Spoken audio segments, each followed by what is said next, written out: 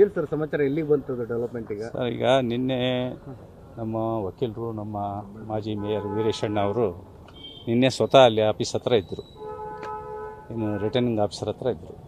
ಅಲ್ಲಿ ನಮ್ಮ ವಕೀಲರು ಏನು ಯಾರು ವಿತ್ಡ್ರಾ ಮಾಡ್ತಾರೆ, ಏನು ಎತ್ತ ಅಂತ ಪರಿಶೀಲನೆ ಮಾಡೋದಕ್ಕೆ ಹೋಗಿದ್ದರು.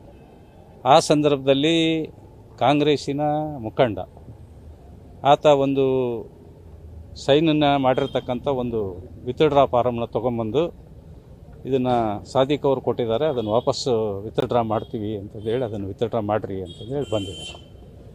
ಇದನ್ನು ನೋಡಿದರೆ ಕಾಂಗ್ರೆಸ್ ಎಷ್ಟು ನೀಚತನದ ರಾಜಕಾರಣಕ್ಕೆ ಇಳಿದಿದೆ ಅಂತಕ್ಕಂಥದ್ದು ಸ್ಪಷ್ಟವಾಗಿ ಗೊತ್ತಾಗ್ತದೆ. ಇವತ್ತು ಅಲ್ಪಸಂಖ್ಯಾತರಾಗಿರ್ತಕ್ಕಂಥ ನಮ್ಮ ಸಾದಿಕ್ ಪೈಲ್ವಾನ್ರು ಅವ್ರ ಮನೆಯಲ್ಲಿ ಕೂರ್ತಾರೆ, ನಾನು ಯಾವುದೇ ಕಾರಣಕ್ಕೂ ಸಹಿತ ನಾಮಿನೇಷನ್ ವಾಪಸ್ ತಗೊಳ್ಳಲ್ಲ, ನಾನು ಕಣದಲ್ಲಿರ್ತೀನಿ, ಚುನಾವಣೆ ಎದುರಿಸ್ತೀನಿ ಅಂತ ಅವರು ಅಲ್ಲಿ ಮನೆಯಲ್ಲಿ ನಿಮ್ಮ ಸುದ್ದಿ ಮಾಧ್ಯಮಕ್ಕೆ ಹೇಳ್ತಾರೆ.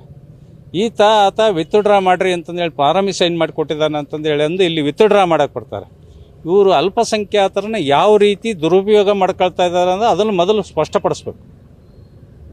ನಾನು ಹೇಳ್ತಾ ಇರೋದು ಬರೀ ಕೇಸ್ ಹಾಕೋದಲ್ಲ, ಆತನ್ನು ಈ ರೀತಿ ಡೂಪ್ಲಿಕೇಟ್ ಸೈನ್ ಮಾಡಿ ಯಾವ್ಯಾವ ಬ್ಯಾಂಕಿಗೆ ಮೋಸ ಮಾಡಿದಾನೆ ಅದು ನೋಡ್ಬೇಕು. ಯಾಕಂದ್ರೆ ಅಲ್ಲಿ ಏನಾರು ಹಣ ಲೂಟಿ ಹೊಡೆದಾರ ಏನು ಈ ಥರದವೆಲ್ಲ.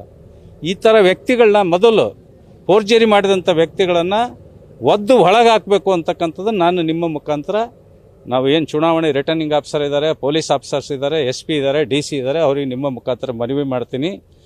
ಈ ಕಾಂಗ್ರೆಸ್ಸಿನ ನೀಚ ಕಾರಣ ಪರಮಾವಧಿ ಅಂತಕ್ಕಂಥದ್ದನ್ನು ಇಲ್ಲಿ ಸ್ಪಷ್ಟವಾಗಿ ಹೇಳಲಿಕ್ಕೆ ಬಯಸ್ತೇನೆ. ಯಾಕೆಂದರೆ ಒಬ್ಬ ಅಲ್ಪಸಂಖ್ಯಾತ ಅವ್ನು ಕೇಳ್ತಕ್ಕಂಥದ್ದು ನನಗೊಂದು ಅವಕಾಶ ಕೊಡ್ರಿ ಅಂತಂದು ಹೇಳಿ, ನಾನಿಲ್ಲ ಅಂದರೆ ನಾನು ಚುನಾವಣೆ ಕಣದಲ್ಲಿ ಇರ್ತೀನಿ ಅಂತ ಅಲ್ಲಿ ಹೇಳ್ತಾ ಇದ್ದಾನೆ ಸ್ಪಷ್ಟವಾಗಿ. ನಾನು ಯಾರೇ ಬಂದರೂ ತಕ್ಕಣಲ್ಲ, ಹಾಗಂತಂದ್ರೆ ನಾವೇನು ಅವ್ರಿಗೆ ಸಪೋರ್ಟ್ ಮಾಡ್ತಾ ಇಲ್ಲ.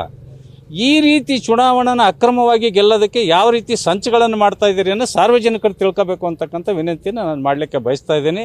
ಕಾನೂನಾತ್ಮಕವಾಗಿ ನಮ್ಮ ವಕೀಲರು, ನಮ್ಮ ವೀರೇಶಣ್ಣವರು ಅಲ್ಲಿ ಸ್ಪಾಟ್ನಾಗಿದ್ದರು, ಅಲ್ಲಿ ಏನೇನು ನಡೀತು ಅನ್ನೋದನ್ನು ಅವರು ಸವಿಸ್ತಾರವಾಗಿ ನಿಮಗೆ ತಿಳಿಸ್ತಾರೆ.